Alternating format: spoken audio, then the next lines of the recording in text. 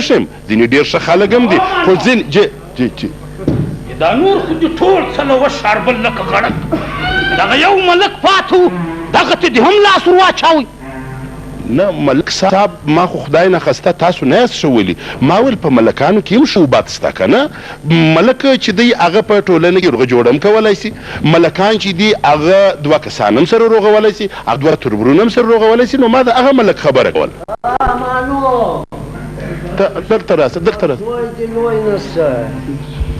خطاوتې په چا خطاوت په دغه باندې چې ته وایې روغه ده کومه روغه کوي وروره دی خو خوشحاله دي چې شی سره وجنګوي هغه څنګه هغه څرنګه ای ساده خو یو جنګ به کېږي یو لاس یو پښه به ماتېږي اتې به د ده دا پنډه خېټه مړېږي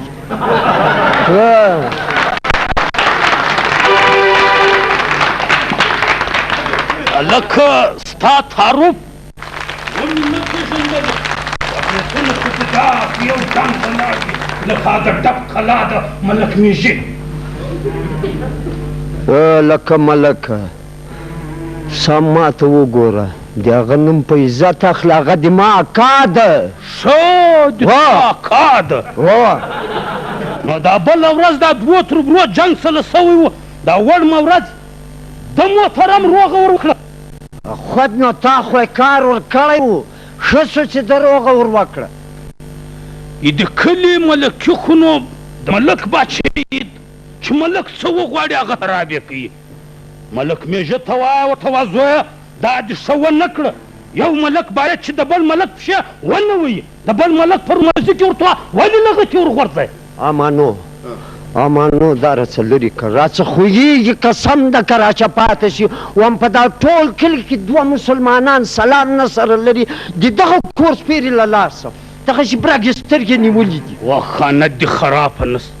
دا خو ډېره پخوانۍ فلسفه ده وایي ډیوانډ اینډ رول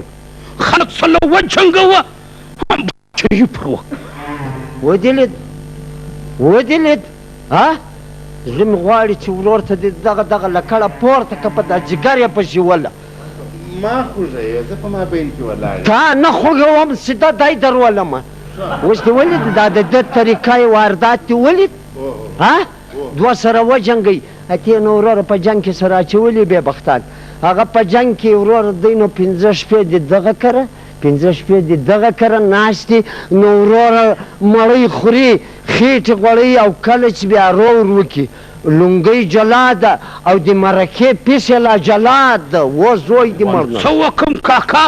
د خلکو ډوډۍ مې خوړلې اوس که سره د کور ډوډۍ نه راباندې لګېږي چې د کور ډوډۍ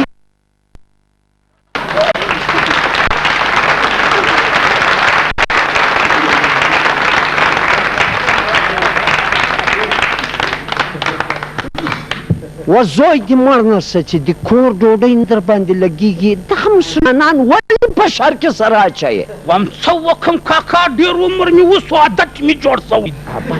وم چې په کومه ورځ یو 2 کسان سره ونه جنګوم وم سپوږمۍ په وینو سرې ونه وینم که سره ماښام خوب نه راځي دغسې کپېږي ته یې وینې مګر ملک صاحب دا خو ښه کار نه دی یاره وم ښه کارونه خو نور هم ښه کارونه نه وي خلک یې کوي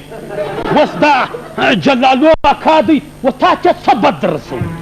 هېڅ بد یې نه دي راسولی وم څه تاوان یې در رسولی هېڅ تاوان یې نه دی را رسولی ما کله ویل چې تاوان یې را رسولی دی یار وم خو بله ورځ تا راته ویل ټول په کنداري بازار کې د غلا سایکلانو موټرسایکلان خرڅوي ورانیسي وروره قسم ده که ما د غلا موټرسایکل یا سایکل لیدلی نه مې خرڅ کړی ده هسې ما ولې داسې خبرې کوئ تاسې اوس ما نه دي کړي یاره درواغ درته وایي قسم دی که ما غږ کړی وا زړګیه دغه یو څو مسلمانانو کې عزت لرم ولې په لغته راوږئ وم تا په کوچنیوالي د غړکداد اکا د پالیزه څخه ټکی غلا کړی و د پالیزه څخه ټکی غلا کړی و کله زه هغه پېژنم نو دی خټکی راشي هغه نه پېژني د بدنۍ انا پر چرګو ناسته پر هګۍ ناسته چرګه دې غلا کړی و پر هګۍ ناسته پر چرګه ناسته هګۍ دغه وس دی خبرې وام کاکا زه نه وایم دا در راته څه ووایه خدا خانم یاره تاسې ګوایان یاست ما کله ورته وویل بله ورځ دې نه راته وویل امانو شه قسم دی که مې وویل یا ته چې هر څونه لاسونه دغسې وغورځوې ته موږ دلته د دغه شي دپاره راغواړې دغه ته وایي ملک اوس یې نو ورته ګوره ما ته وایه